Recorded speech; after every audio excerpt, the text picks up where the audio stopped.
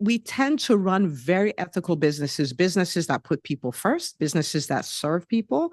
And of course, they get a thank you note called money, but it's good. Like business it does so much good in the world when it's run by the people who do it ethically. And we are wired to do that. You heard me say I'm on a mission to help 100,000 physicians. And the reason for that 100,000 is because I started studying movements, like movements of change, movements of transformation. And the data shows if you can get 10% of the community to change, the community will change. Oh, nice. Right? So there's 1 million physicians, 10% is 100,000. And I'm like, if I can help 100,000 shift, everything will shift. Like all the things you hear about and the woe is me and we're stuck and all of it is gone, because once you see it, you can't unsee it.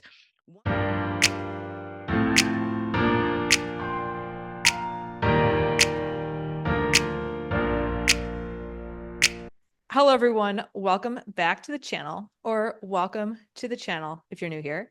I am delighted to have with us today Dr. Nneka Unachukwu, also known, of course, as Dr. Una. Dr. Una is a board-certified pediatrician. She is a mom. She is the founder of the EntreMD Business School and the host of the EntreMD podcast and author. She's an introvert, which I love because we're both introverts here on social media, sharing the messages that need to be heard with the world. And she showcases what she teaches many. We are more than just physicians. So Dr. Una, welcome to the channel.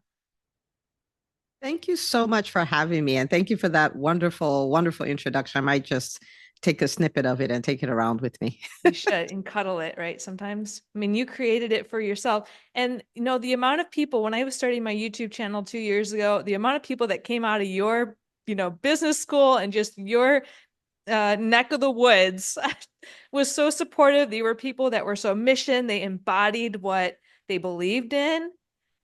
And of course, they're like, I don't know what I'm doing here, but they didn't care, right? They knew what they were doing. And now to have you here, it's surreal.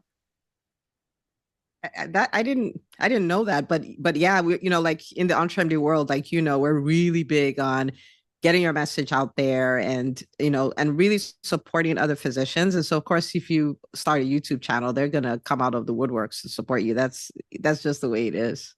Yeah. Well, you teach many people on just getting out there. And well, of course, we can talk about some hangups that physicians have with visibility. But before we do that, for the people who haven't had the honor to meet you, can you please share a little bit more about yourself?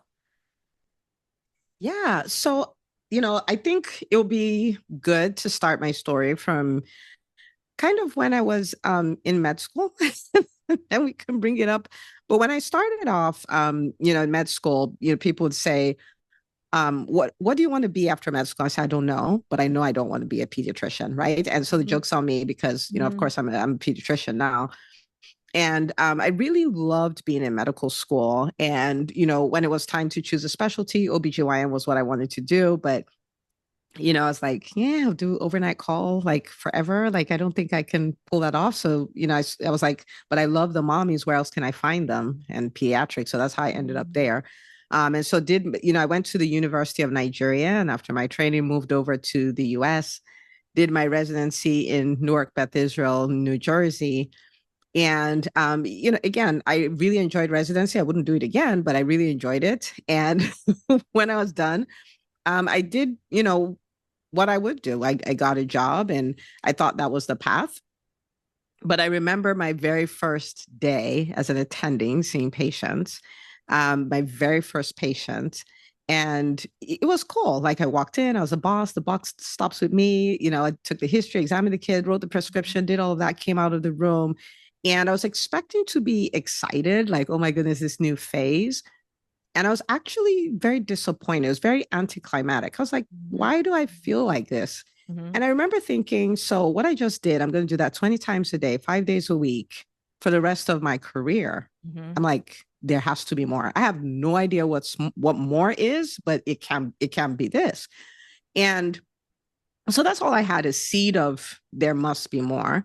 And I remember 9 months into residency, into my first job, my boss is like, okay, here's a 5-year contract. I really love working with you and all of that. And to put that in context, I had been married for 3 years. I just finished a 3-year residency. So my definition of forever was 3 years. And I was like, Mm. 5 years, God, golly. Wow. But then I was like, I'm going to move anyway. So I can't stay. I can't do this job.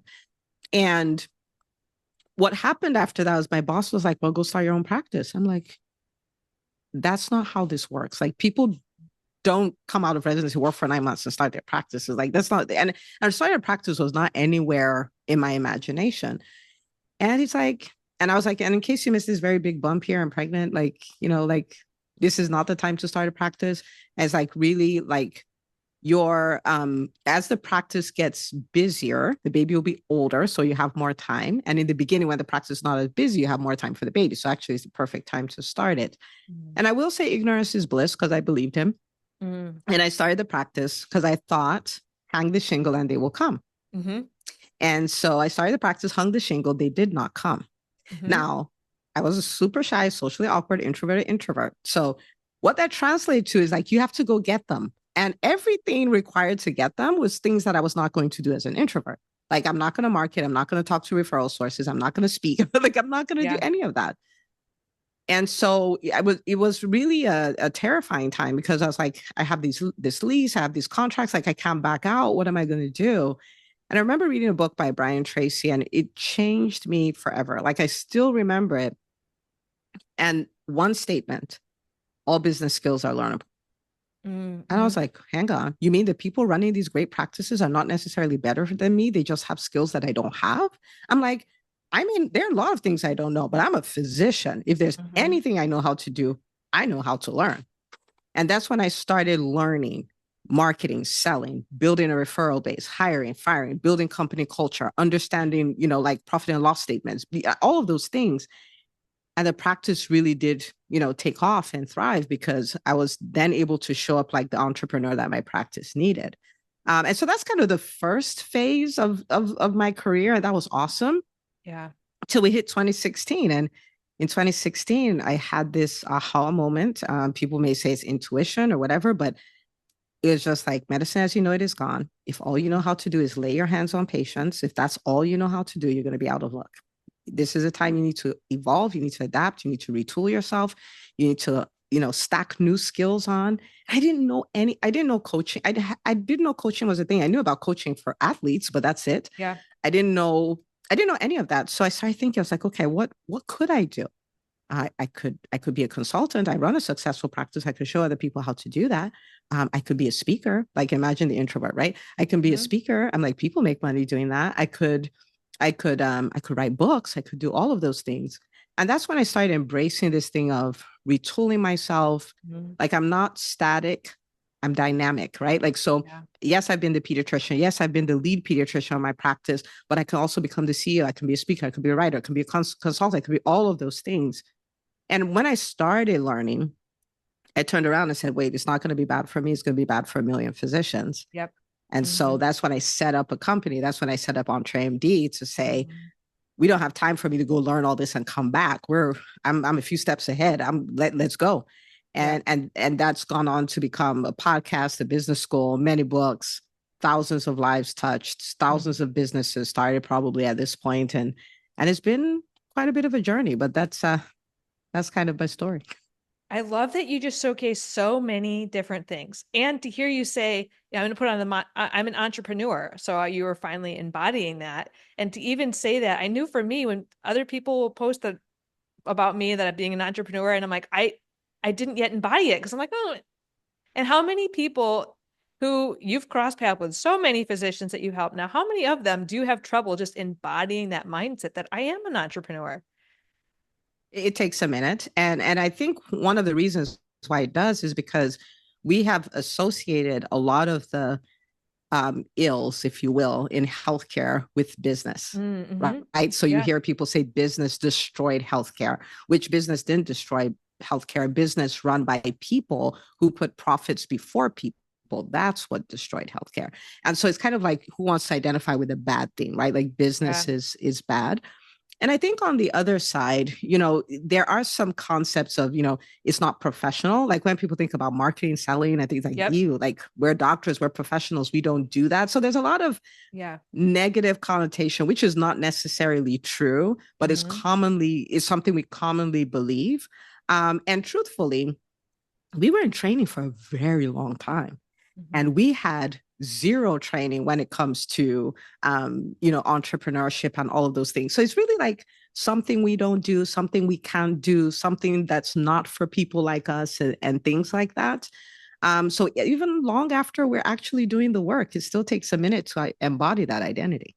Yeah, so we're debunking. There's so many, like when I was preparing this for you, I'm like, there's so many things we could debunk that are the obstacles, at least in that kind of that catalytic period where people have to overcome in order to even embrace the idea that maybe I could explore something else. And you just captured that hesitation or resistance when people are thinking that, well, if I lean into business, then I'm one of them, and I don't want to be one of them. So you just said, well, that's kind of a myth. Can you share a little bit more about that?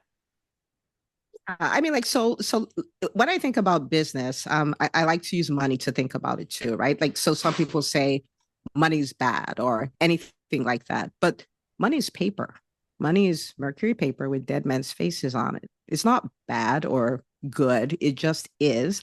And it takes the shape of the person who has the money, right? Like, so it's not, so Yeah. there may be this, like, it's bad. It's not. It just is. And so what is a business? A business is an entity that serves people and gets a thank you note called money. That's it.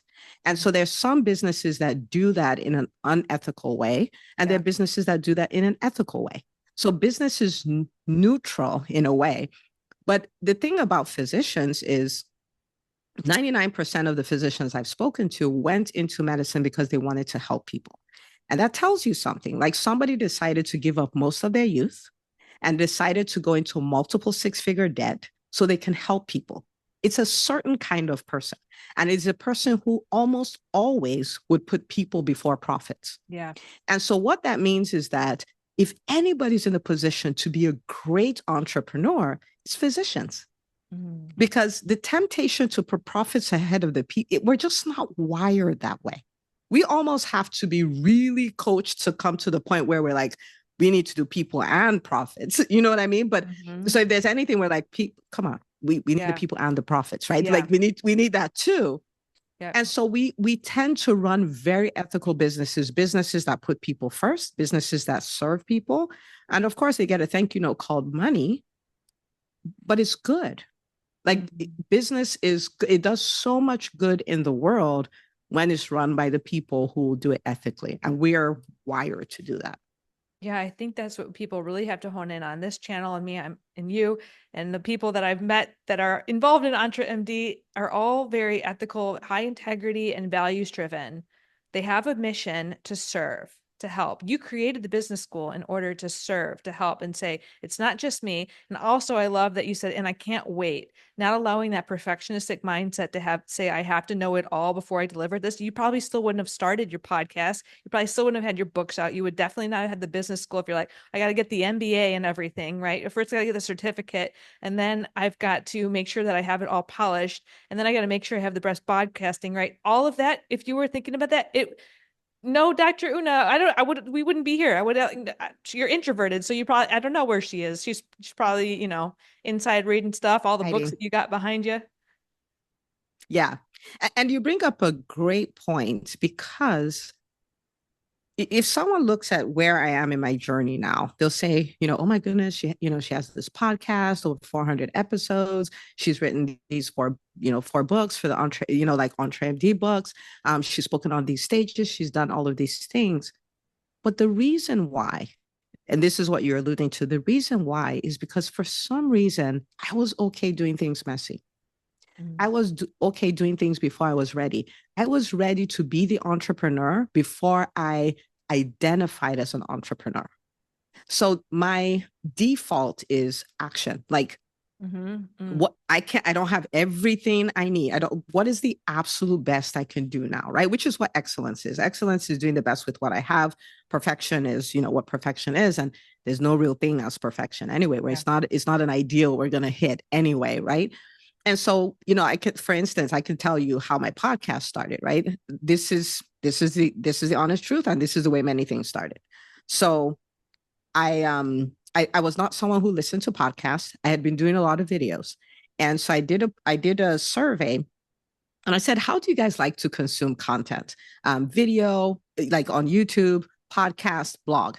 I posted that knowing, air quotes, that they would say video. Okay. Mm. So I post this, and it's like 90 some odd percent of the people who are like podcasts. I'm like, all these people, who are they talking to? Right. Yep.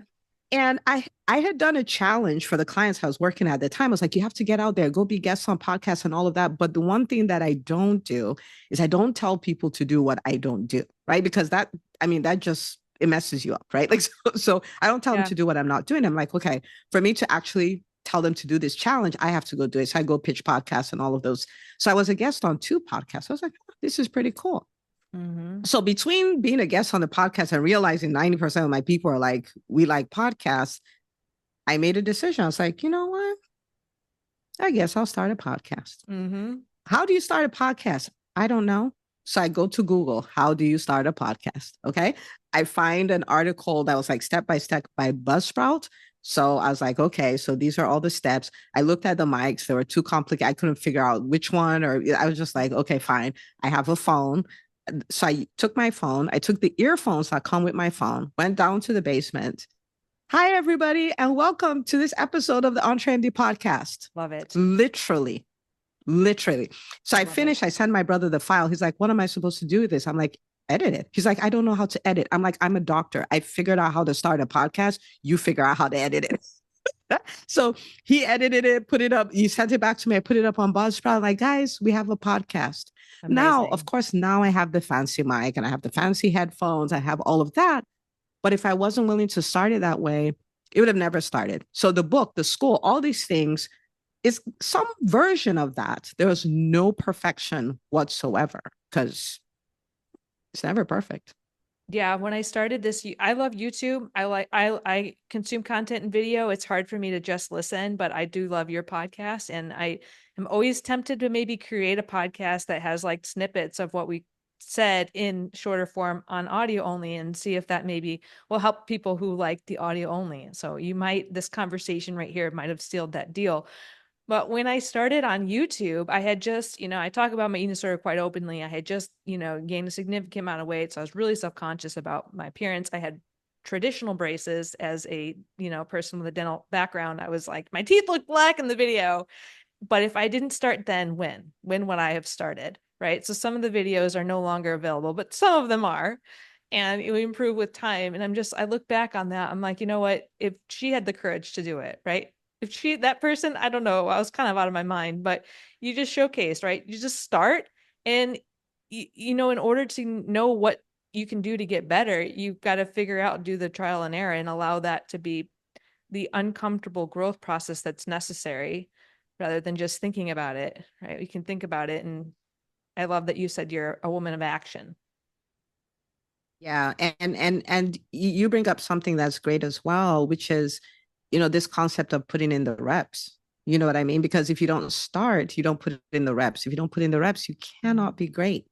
Like right at the time of this recording, we're right smack in the middle of the Olympics, and Yeah. people are excited watching people come do something for a minute, and they're Yeah. like, "Oh my goodness, they're amazing," which is true. But think about the number of reps over years to get to that point, And so when I think about, when I watch them, I'm like, man, I'm not going to be world class at gymnastics or world class at, the 100-meter sprint or anything like that. But I want to be world class at being me.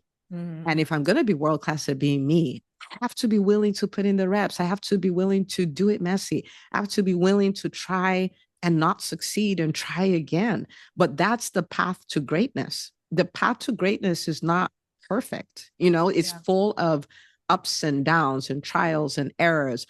But with every rep, we get better. Every video, we get better. Every time we launch a product, we get better. Every time we serve our clients, our patients, we get better. And it's a lot of reps. So if a lot of reps are required, the best time to start would have been yesterday. The next Mm-hmm. best time is today. Yep. you know? Yeah. And with all the fluctuations, what grounds you? There are a number of things. For me, I think I travel to my 90th birthday party a lot. Mm, I think a lot about the later end, end of my life. And I'm like, who do I want to be then? What do I want to accomplish then when probably I don't have as much time or energy or any of that to start over, anything like that? What kind of legacy do I want to have left? And when I think about that and think that I'm halfway there, like I'm 45, I'm like, I don't have all day. yeah. Like what I have is today, and it is what I do today that will take me to where I want to be at 90. And so, because I have that long term perspective, when I get disappointing things, when those happen and all of that, I don't see it as fatal because I'm trying to go somewhere. You know what I Yeah. mean? And if I'm not a good steward of today and tomorrow and the day after, I'm simply not going to get there.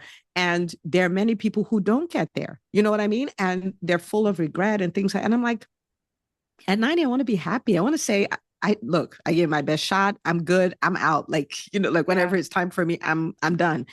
And so that helps me stay grounded, and it helps me not respond to the little failures, if you will, on the way as though they're fatal, as though, because I'm like, get up, we're going Yeah. somewhere, right? So I think that's the first thing.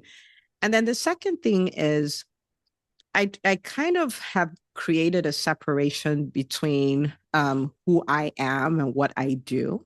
Mm-hmm. And so I'm good. I'm perfect. I When I say perfect, I mean, I'm the best I can be. I'm excellent. I'm a person of value, and all of that.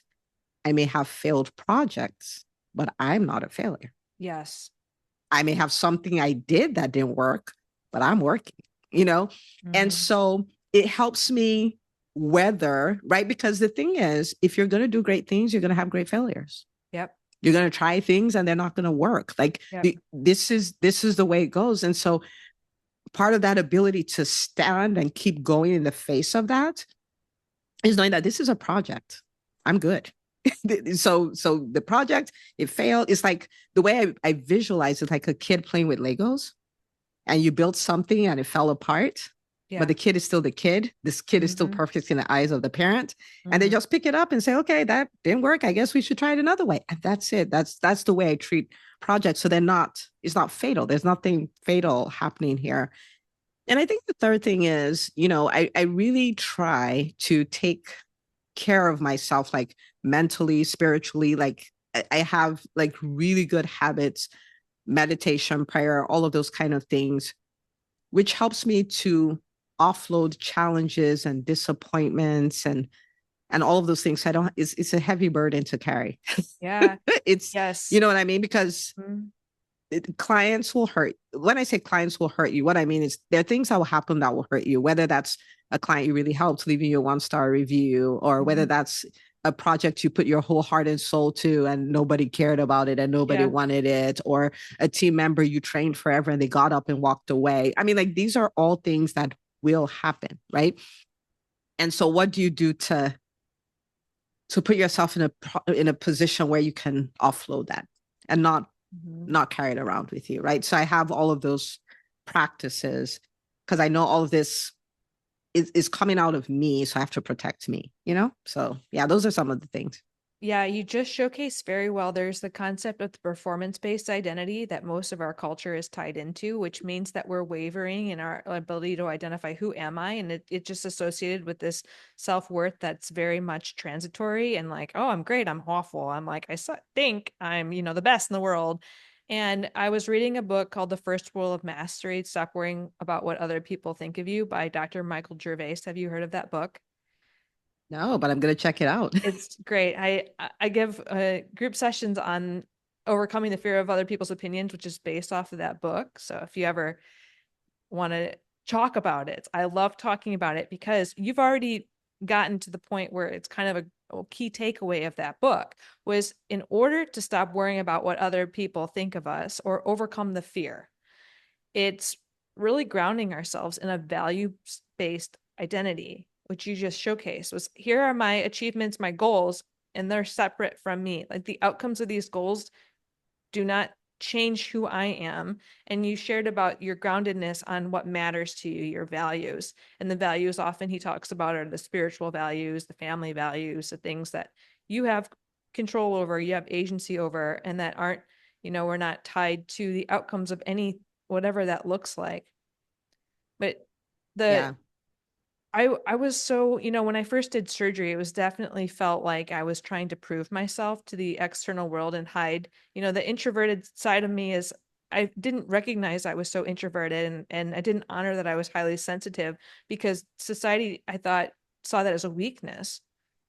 And so I didn't want to identify with that because I didn't want to feel weak and like join the military in order to keep that persona, right? And so when we evaluate why we're doing things and why we're unwell, and I want to just highlight the lesson that I think you showcased right there is developing a values-based identity, which can be hard if you've been abandoning yourself for so long to say, what are my values? So have you noticed a lot of people, do you, in the EntreMD Business School, y'all talk about values as kind of a focal point of your business development? Yeah, so we talk about, I don't know if we necessarily use the term values in that sense, but I'll tell you how it plays out. I think so first of all, there is this concept of building your dream business and building your dream life. And it is something we talk about all the time. And I bring it up because in the pursuit of becoming a physician and all of those things, a lot of times we put our life on hold. We put the things that matter to us on hold because we have this thing we need to accomplish. And, in hindsight, I can't say if you can do it a very different way because of the way our training is Yeah. and all of those things. But I'm like, listen, we had this cookie cutter thing, go to high school, get good grades so you can get into a good pre-med program and get good grades so you can get into a good medical school and get good grades so you can go into a great residency program. And it just keeps, it's a cookie cutter thing. And I was like, but when you get into the world of entrepreneurship, you get to create what you want because you understand how to build a business system around what you want so you can fund what you want and you can do what you want, right? Yeah. And so that's people tapping into what are my values? What is important to me, Yeah. right? So I have clients who their thing is, I want to travel the world. That's what I want to do. And so they've built it up where, yes, they're working a job, but they've negotiated so they can have 12 weeks off a year and they're making more money than they've ever made. So they're living in alignment with their values, right? And Yeah. so they get to do that. There's some other people, they're like, I just want to spend time with my kids. And so they built a private practice where in the middle of the day, once a week, they go have lunch with their kids at school and all of these things because that's what they want to do, right? And so I'm like, nobody's telling you to build a business at the expense of the things that matter to you. So for instance, Yeah. people hear me say like, there is no kind of business I'm willing to build that will require that I sacrifice my faith, my family, or my fitness. Like those rank above business for me. So I'm going to do what I need to do. I'm going to help a lot of people. I'm going to do all of that stuff, but not at the expense of these three things. And so that comes up a lot. Like build a business that supports the life you want to live, right? So build Yeah. the dream business and at the same time build that dream life, so that's the way that comes up. But I'm like, don't do what you're supposed to do. Don't do what you think you should do. Don't do what anybody said you should do. Lean in. What do you want?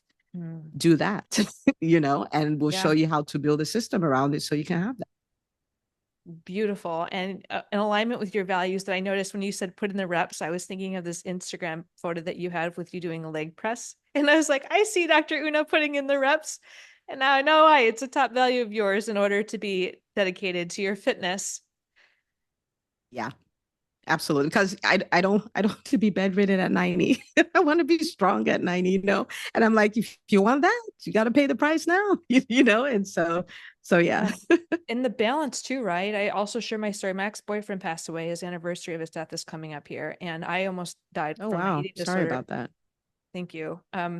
But I almost died from an eating disorder. My co-resident died. And it's like thinking of yourself at 90 and also appreciating you may not get there. So not putting your life on hold, but having it in mind, right? Take care of your future self, because when I was down in the dumps, I was like, screw it, I'm not going to survive to that long. But I'm like, in the possibility that I do survive that long, let me take care of my future self while also making sure I'm in alignment with my values now. And the one thing, as you were speaking, it was coming to mind, the behaviors, the thoughts that people are saying, okay, well, I can't survive in this healthcare system, but a lot of the same mindset and behaviors then they bring into their business. Can we talk a little bit about that and kind of how to mitigate that risk, or at least be aware and start to overcome some of those behaviors? Yeah, that's a great question because, like, so for instance, if we talk about burnout, right? Talk about burnout, the system, and all of those things. A lot of entrepreneurs are burnout, Mm-hmm. a lot. And I'm like, the only thing worse than being burnt out as an employee is being burnt out as an entrepreneur because you created your own custom burnout for your own self. That's what made Yeah. me go like, okay, we need to fix this.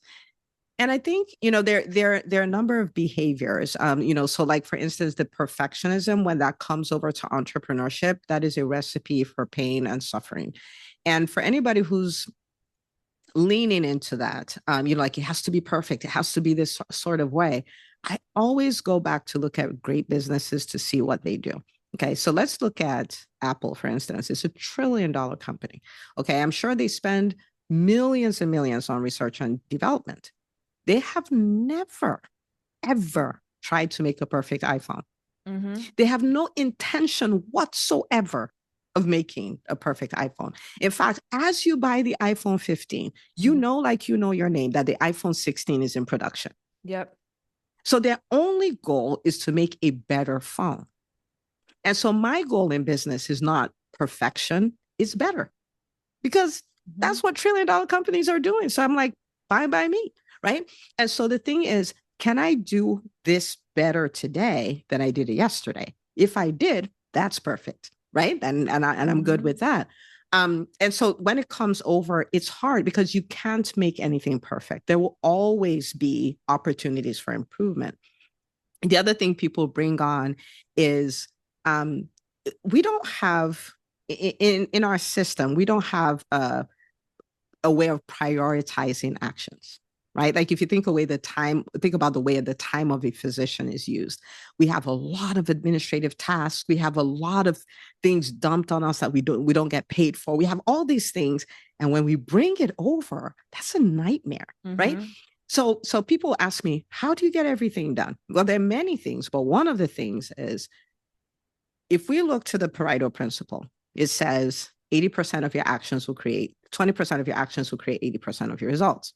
So I like numbers. So what that means is if there are 10 things I can do to generate 1 million in revenue, 2 of those things will create 800,000. And Mm-hmm. 8 of those things will create 200,000. Mm. So I don't know about you, but I will be content doing 2 things and Yeah. pocketing 800,000 and forgetting the other 8 things. Mm-hmm. And like, I'm cool with that. Right. Yeah. And so once we rewire that and we say, okay, I'm going to spend 80% of my time doing my 20% activities, what happens is you live this life where you get so much more done in less time.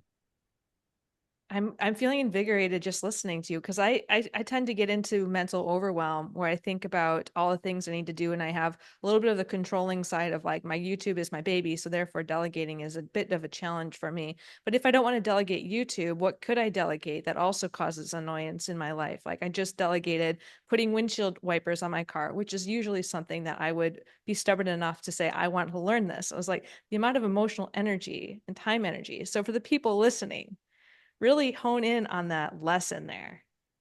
20% of what you focus on will get you 80% of the results. I like the Eisenhower matrix. Are you familiar with that? Mm-hmm. Yeah. So for people who aren't familiar with that, if you want to prioritize your tasks and see which ones can be delegated, though I just told you I am not the one to learn that. Dr. Una knows how to do that way better. Please contact her for Well, support and delegating. well, I'll throw this out there. I really sucked at it. Yeah. Delegation is something I struggled with. In fact, I had to build systems of asking myself these questions, like, is this the best use of your time now? And things like Mm-hmm. that. So I can kind of go like, should I even be doing this? I'll give you an example. One day I'm sitting down. I'm like, there's no reason why I'm this stressed out. Like, why? What in the world? And I said, and there's nothing I can get off my plate. All the things I'm doing are things I need to do, right? Mm-hmm. Like that. This is the Yeah. way we think. We're physicians, we do all the things. And I said, you know what? Let me take a look. Let me write out all the things I do every week for EntreMD as a whole and the EntreMD Business School. And I start writing out all the things I do that somebody in the universe somewhere, okay, somebody could do. Mm-hmm. I start writing. I wrote 27 things. 27, right? Because I took it away from this, like this person could do, like somebody can do 27 things. I hired somebody and that became their job description. Oh my Now, goodness. how Nice. much free, like, I was like, I got my life back. Like, who Yeah. is this? I started going like, this is weird. It's 1 o'clock. I don't have anything to do, So right? amazing. So And amazing. you could accidentally start to feel it, right? The busyness, like, oh, Yes. I got relief. And then, right, what could I shift my energy for? So, what did you do when you realized that now you have more time? How did you manage that? Yeah. So I did two things. One was I was like, if you got some free time, enjoy your free time. Mhm. The other thing I did, and this is great for anybody who knows there's more, like they're not in cruise control, they're still trying to climb. One of the worst things that can happen when you bring somebody on and take things off your plate is you just leave the time to chance, right? Because it's like a Mhm. garden. If you just leave it, weeds will grow. That's just the way things go. So the question becomes, now that I have this time, what are those 20% activities I have not been doing because I didn't have time to do that? Because Mhm. the things we're most likely to procrastinate on are the things that will give us the biggest return on investment. Mhm. That's just the way it is. Wait, why do we think that? There's so many things that just came to my mind as to why. I'd love to hear the why. Why from you? What Why we procrastinate on those? yeah. Yep. Because they're the most uncomfortable, they're the most Mhm. risky, but they have the highest reward. So for Yeah. instance, if somebody is a coach and they are looking for new clients, they would Mhm. rather be on Canva designing things. They would rather think about how to make the service they already offer better. They may decide, maybe I need an office space and they go look for that. They may decide, oh, my website needs new fonts and all of that rather than make an offer. My Rather website than make has an had offer. many, many, many iterations, Dr. Una. It's many iterations. I love Canva. Maybe I spend a lot of time on YouTube in order to distract myself from the fact that I also have a coaching business and I can help people, but I also can be making a great thumbnail. Yeah. Yeah. Well, ask me how I know that. Yeah. Right? Ask me how I know that. And so that's the thing. So when I have that time, then I have to discipline myself to take some of that time to devote to the 20% activities. Otherwise, the person I hired, they're not a liability, but the role is a liability because now I'm paying an extra person to do stuff so I can do more useless 80% stuff, Oh, yeah. Hmm. right? As opposed to saying, okay, I'm going to take some of that time and then I'm going to level up and do these 20% activities I wasn't doing. So now what has happened is this person has given, they've taken this off my plate. So they're generating their own payroll and all of that stuff. They've given me time back. I've taken some of that time and I've leveled up. So the company is better as far as the impact and the revenue. So everything is better, right? But if I just let things be, then 80% things will come on, the revenue stays the same, the impact is the same, but now I'm paying two people instead of one, Hmm. which is a Yeah. complete waste of time. Yeah. Yeah. So get intentional. Yeah. I And up value level. and up level. That's something that I've noticed. You're always continuous growth. You're always diving into things, and you talk about how you dive into learning all these things so then you can come back and to deliver it. So one thing I really admire is your continuous devotion to self-growth. Can you share how that's so important to you? Well, thank you. So the reason why is it's a it's a responsibility. Now, not responsibility like I'm rocking around with this weight and woe is me, but the physician space is we're in a crisis of sorts, right? Like we are. And I'm a very, very private person. And if I did not believe in this mission, I would not be out talking about my business. I would never tell you how many podcast episodes. I will not tell you how much money I made. I will not talk about any because I don't want to. I'm a private Yeah. person. But the physician community needs examples of what is possible. Because once we see it, we can't unsee it. Mm-hmm. And once we have enough people who are vision boards of, I know it looks like this and it looks bad, but it can look like this. Yes. The more examples we have, the more the physician community will change. So you would have heard me say I'm on a mission to help 100,000 physicians. And the Yep. reason for that 100,000 is because I started studying movements, like movements of change, movements of transformation. And the data shows is if you can get 10% of the community to change, the community will change. Oh, nice. Right. So there's 1,000,000 physicians, 10% is 100,000. Mm-hmm. And I'm like, if I can help 100,000 shift, everything will shift. Like all the things you hear about and the woe is me and we're stuck and all of it is gone, because once you see it, you can't unsee it. Once you realize that you're not at the mercy of anybody, you're not a victim. Even as an employed physician, you can change things. As a private practice owner, you can thrive. As a coach, you can thrive, and you can take your life back and live on your terms. Mm-hmm. You can't unsee that. So because of that, for me, many people say, oh, I saw you do this and I realized what was possible for me.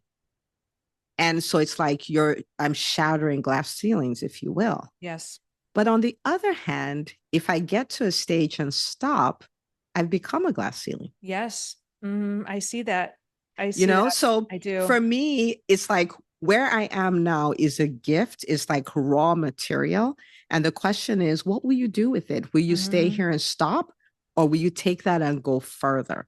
So I don't feel any kind of unnecessary pressure or anything. It's not that, but I see it as a privilege, as a responsibility. Like the community needs examples. Will you pay the price and continue to evolve so there's more they can see? Yeah. So there's more levels they can cross. Like if you tell them you can build $1 million practice and you can have this, then that's it. Like that becomes the new ceiling. Can you raise that ceiling a little higher? And so that's the drive, like how much more of an example can I be? How many more people can I help? Because if we can hit that number, then everything will change. And what we see right now that looks so crazy will be a historical fact. So that's the driver behind all that. That makes so much sense to me as someone who, I dealt with a lot of suicidality, and what I heard in your message and the vision that you gave me were giving people back agency, giving people back hope, and supporting them to overcome the learned helplessness. What helped me to survive here today was this much hope that I borrowed from someone else while I was navigating, and just seeing that life could be different. And as I see more and more people and the energy you bring and the, this vigor for life that many people, it brings them back to life. I anticipate many people's lives are being saved by witnessing what you're doing. And I feel for me too, it helps me keep accountable and stay true to my own healing journey, as I'm someone that is trying to help other people to see that they matter without attaching to their title. So I can't, it helps me to say, okay, well, show the evidence of where you continue to leave that and live it to give it. Because if I were to stop, then that message, everything feels like, oh, well, she was the one we were following and then she's gone. So maybe everything she said wasn't accurate. And now that could increase their hopelessness. And I want to stop and really say, like I'm so, so grateful you do what you do. And that you're so open with your story and you're so committed to your journey, on the other side, because it's such a gift to so many. And we'll never know. We'll never know. We'll know about some, but we'll never know the true impact of what we're doing. And in the physician community, we really need all hands on deck, because people are struggling. And I don't, like, yes, there are people who are doing well. Like they have the house, they have the car, they have all of those things, but there's a lot of hopelessness. There's a lot of frustration. There's a lot of loss of agency. And to be somebody who literally gave up their youth and went into debt to live a life where you have no agency Yeah. has to be one of the most frustrating things ever, right? Yeah. And so I just wanted to say, thank you for what you do. Yeah, likewise. It's community, right? Your work, we complement each other and we come in different perspectives, and I couldn't do it alone. You create that community. We don't do it alone. You are a huge supporter whenever I get you stuff on social media. I'm like, oh, Dr. Huna said hi or something. And like, that means so much. And like, I'm going to say hi back, and people think that's a small thing. Social media seems so benign and superficial at times, but it's not, especially for me. I know we just shared that we're both introverts, but I'm like, but those deep connections, this is like, we haven't actually met in person, but I know your social life. I don't know your private life because you're private. You just shared that. I know a little bit about you, right? And your values and how you're helping people. And just, even the difference between when I was struggling, I was so isolated, to having the community, and the community says me too, right? Just to hear, oh yeah, I'm struggling too.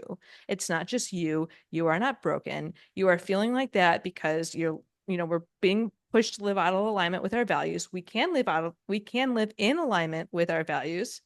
Dr. Una is demonstrating that quite well, and create the lives that we truly desire. And if they're in this kind of dark space, I think rest and allowing themselves permission to step back for a while is often the first step. But then just witnessing how life can be different is what it often takes to expand our minds. Yeah. And that, brings us to this point where community for physicians is huge. To be surrounded by people who are where you want to go is one of the most transformational things you can do. Like reading books, that's transformational. Listening to podcasts, that's transformational. But there is something about being immersed in something that you didn't know was possible. Yeah. That makes you go like, wait a whole minute. What just happened here? And so one of the challenges I give physicians is insert yourself in places where you want to go is normalized. Like this is the way it is. It's normal. That's what we do here. It Yeah. will rewire your thinking faster than almost anything else if you can just stay in that environment, because it will normalize where you want to go. It will normalize the challenges, because sometimes we're looking for a life of no challenge, or we make it like I'm having challenges or problems, so there's something wrong with me. No, everybody is like Yeah. everybody. And the bigger their lives are, the bigger the challenge. Like everybody's having these things. And so if you can be in an environment where your aspirations are normalized and the challenges on the way to that place are normalized, and where people are confused by your current state. Not when I say confused, mean like, no, we don't do that here. Right. Yeah. Like, yeah, no, come up. There's more. Don't do that. Being in that environment is kind of like being right under the vent and the air is on full blast. You are going to get cold. You cannot escape the power of your environment. It's impossible. And so if you find yourself in a place where you feel stuck, you feel hopeless, you feel like a victim, maybe you're even on the outside, people think everything is great. You have the multi-million-dollar practice, but you have the multi-million-dollar expenses too. So nothing is really working and all that. Look for spaces where people have normalized where you want to go. Like really, so yeah. Yeah, I told you before we started, I wrote down all these, more recent episodes that you had. And one of them was about who not to surround yourself by, the kinds of people to keep out of your inner circle. And I don't know if we can talk about it or if I should point them to it, because I know we're running short on time here, but there are so many things that I want to point them to. We could have spent the whole conversation talking about the mind drama we have over money. You've got that on your podcast. The people to keep out of your inner circle, and we want to focus on the positive here. So the people who believe in you. And I was thinking about this, like if I told the community I have now that I'm just gonna, I just left my full-time position about 2 weeks ago now. And if I told them I was gonna do YouTube full-time, like they would support me. I'm not, but they would support me. They're like, I believe in you, right? You can make something of this. You can do it. And just like those people. And then they would show me how, right? There are people who have been making things similar work, but of course, we're hoping that physicians stay in medicine and learn how to love medicine, or whichever aspect of medicine and healing people, or what's true to them, and create that vision for themselves. But of course, if they're doing that through social media, I've seen so many people with your podcast, Kevin Poe, we've got Kelly Casperson, you just making all these shifts in medicine and what it looks like to give back to patients in the community. Yeah, and like sometimes I like to remind physicians, like remind us of who we are, right? Because sometimes they're like, I can't do that, I can't change, like those people, they're doing those things, I can't do that. And I want us to think about how we became physicians, right? Like think of the teenager. Like this is crazy when I think about it, right? Think of the teenager who gets up, makes the announcement to the family, I'm going to be a heart surgeon. Okay. Pimply teenager whose room stinks, shoes stink. Like, right? Like, and you're just like, okay, cool. Yeah, do that. And the person actually pulled it off. That is insane. Like if you can go from pimply teenager to heart surgeon, you can go from anything to anything else. That's in alignment with, you know what I mean? Like with your values and where you're trying to go and all of those things. So I'm like, think about the evolution that's happened in your life over the last 10 years, the last 20 years.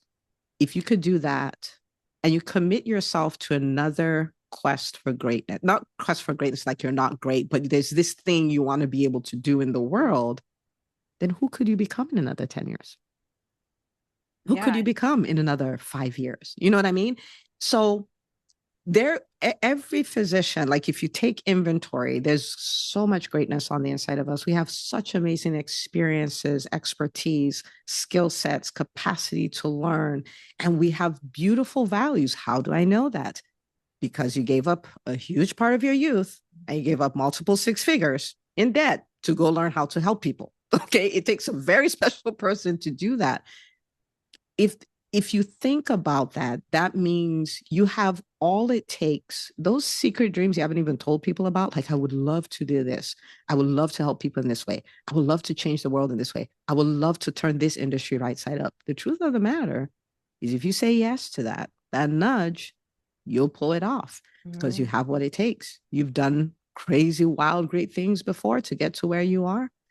And sometimes people are like, well, I'm a pediatrician, right? I'm just a pediatrician. Yeah, I'm a I hear lowly that so pediatrician. much. I'm like, oh my goodness, please never, ever, ever, ever, ever. There's nothing just about a physician because we hang out with each other. We think it's normal. Okay. And I say there are a million physicians. There are 330 million people in the United States, which means if you divided everybody up equally, for every room of 330 people, there'll be only one physician. What is just about that? There is nothing just about a physician. There's nothing just about any specialty. And if we could walk away from that and lean into the greatness that is on the inside of us, waiting to be expressed, we say yes to that. Oh my goodness, it'll be wild. Like healthcare is waiting for us. Who's coming to save healthcare? Walmart will close down 50 clinics and walk away. I say if there's 1,000 patient panel per clinic, that's 50,000 people who don't have doctors anymore. Who's going to take care of them? Walmart's like, I'm out. This is not profitable. Goodbye. Right? Yeah, I always have your "We Are the Calvary." I always have that from Dr. Una takeaway that I've had in my, like, we've got to be the ones to save us. Like, we are the ones to save us at every element, not only for the patients, but for ourselves. And we have what it takes. And since you love to give challenges and you are a woman of action, I would love if we could leave the audience with a Dr. Una challenge. Oh, that's a good one. I haven't had that yet. Okay. So this will be a very interesting challenge. Okay. And this is a challenge that will take a week or 2 weeks. There is a book. It's called the EntreMD Method. And it is a roadmap. It is a roadmap for doctors who want to live life and practice medicine on their terms. Something that could be very transformational for you would be to get a copy, grab 4 or 5 friends, you read the copy, and then you get together to say, this is what I learned. This is how I'm going to apply it. And I'm going to apply it by XYZ day. If you could have the mindset shift and you could get the strategies and you can act on them and you have a community, so they're holding you account, you guys are holding each other accountable, the power of taking strategic action will blow your mind. And those actions, years and years from now, you'll say, all of this started when I did this. Because Mm. actions have there's a ripple effect that goes Yep. on. I've never given this challenge before, but I've never had anybody ask me that question before. What is the EntreMD method book? So if you will do that, if you would dare every excuse Mm-hmm. and do that and take the action, then like me, you become a person who goes like, I'm kind of addicted to, not addicted in an unhealthy way. I don't need an intervention, but you're like, the return on investment on action is so good Yes. that even though I don't feel like it, I'm just going to do that because I know what's going to happen on the other Yeah. side. So how's that for a challenge? I love that challenge. I have your book, and it's kind of like an adrenaline rush. I'm a runner, right? You just get, I hate the first 3 miles, but once I get going, I love it. You just got to get started. And it sounds like buying the book, if you don't have it already, is the first step. Right? You can do that. And law of inertia, we're science people. We know what that means. Get going, because I usually ask what the takeaways are. You shared so many darn takeaways that people just, I'm going to, make sure that there's some chapters in here. People can listen to this over and over again. Way too many takeaways to kind of box it up and try to put a nice, pretty bow on it. So the challenge was perfect. Okay, I passed my Yeah, test. I Woo. love it. Yeah. I was, we aren't going to be attached to the outcomes, but you got an A plus. Got an A Oh, plus. thank you. Yeah. And of course, where can people find you? Oh man. Okay, so I would highly recommend the EntreMD podcast. I call that the free MBA for physicians everywhere. Okay, so Yep. you listen to the podcast, so you know it's not fluff. It's not, I'm just giving you a lot of fluff. And if you came to work with me, you get the real stuff. Like the real stuff is on there. And what it will be for you is an immersion. Like it's an immersion in all things, the business of medicine. And this is for you, whether you work a job and you never want to leave, or you run a private practice, or you're a coach or you're a speaker, because whatever we do, we need to build business systems around it. And so that would be a great thing to just go subscribe to and then just listen and listen. We're 430 episodes or so now. So Mhm. I will make more just for you. But let's start with the Nice. 430 we have, There's so and we'll many take it there. from there. Yes. And the EntreMD Business School, can you give a little bit of details about what is that for many people who haven't heard about it yet? Yeah. The EntreMD Business School is my happy place. Okay, so we built this because we did not get a business education of any kind. And when we look at some other traditional business schools, they equip you to be in the C-suite and to work a job, not necessarily to run a business. You know what I mean? And so we built this school, and what it does is it's a 12-month program. And there are people who've been in it since it started 4 years ago. So Mm-hmm. they made their own hashtag EBS for life. But Yep. it is a place where you get to make that transition from physician to physician entrepreneur. You get to become a master at increasing the visibility of your business, right? So people are like, I started this, but nobody knows about me. You Mm-hmm. solve that problem. You Mm-hmm. become skilled at generating revenue. And this is something that doctors run away with. We don't talk about money and all of that, but we talk about it, and we do it in a professional way, and we do it in a classy way. It's not about being like the used car salesman, right? Like if that's something that rubs you the wrong way. Yes. And then how to build the team that can run the business. So you have a business that can help people, that can create financial freedom and time freedom so you can live life on your terms. We know these are the big things. Like if you master these four things, then you can build your dream business and build your dream life. So we've had this school since 2020. We started in the pandemic, if you can imagine that. That's It crazy is to me, but true that's innovation right there. I'd made a big career so that's pivot during the pandemic too. So we're just you gotta be innovative. You gotta be innovative and just keep on going. yeah. So that's that. We've got we've had hundreds of doctors go through it, and to watch someone go from and of course I'm not. I'm just talking about people's results. I'm not promising anybody their results, but see someone go from employee to running their own practices and taking it to 1 million, taking it to 2 million, or Mm-hmm. the person who comes in and they're a coach and and they're able to take it to multiple six figures and Yeah. retire their spouse and all of those kind of things. And or people who are working their jobs, like the person I give you an example of, is she's like, I'm just going to use this to learn to negotiate. And now she Yeah. has 12 weeks off and more money than she's made and loving her job. And so it's amazing what can happen when we say yes to ourselves and we get the training that we need. And that's all the stuff that we do in the business school. So I it's love it. absolutely amazing. Yeah. One of the questions that we're going to have to refer them to your podcast that I always am curious to talk about. It could be, if you ever want to come back on, so many questions that we could continue, but it's the difference between, there's a lot of different coaches. There's a lot of physicians that have private practice. There's ones that are successful and ones that aren't. And you have on your podcast, the 7 personality traits of all successful physician entrepreneurs. I haven't yet listened, but that one is tagged for after this discussion. And just to capture like what makes a successful business and which ones don't get off the ground. And for a lot of us, it's even embracing and believing that we can make it. Because I'll talk about myself. We just talked about I hang out in Canva making YouTube thumbnails instead of, I barely told anyone I was a coach for the first 2 years of coaching, right? Because I coached within an institution. So I was like, well, I coach enough inside there. But now that I've left that institution, I was like, well, now maybe I should tell people because I believe in this. And it's just thinking, okay, how are we self-sabotaging before we even give ourselves the opportunity to start? And you showed us well about, okay, well, expect like the stock market goes up and down, right? Entrepreneurship is not going to be linear.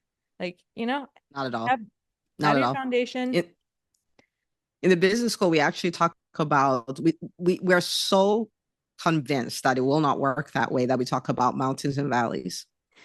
Like so you hear people say, "Oh, I'm in a valley," and it's like if I'm in a valley, it means things are not quite going the way I want. But after the valley, guess what comes next? It's a mountain. So just don't stop. Yep. Like don't stop there.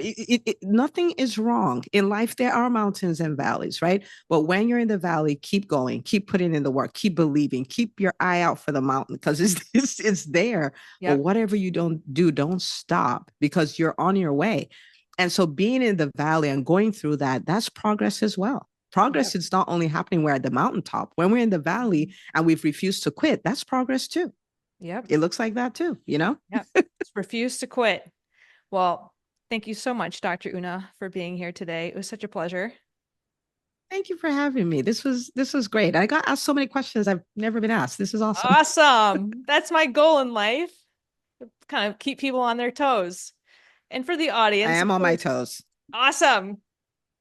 For the audience, make sure to share your reflections, your questions, and also how you did with the challenge down below. I'll be having all of Dr. Una's links there, so check them out. And thanks for being here. Until next time.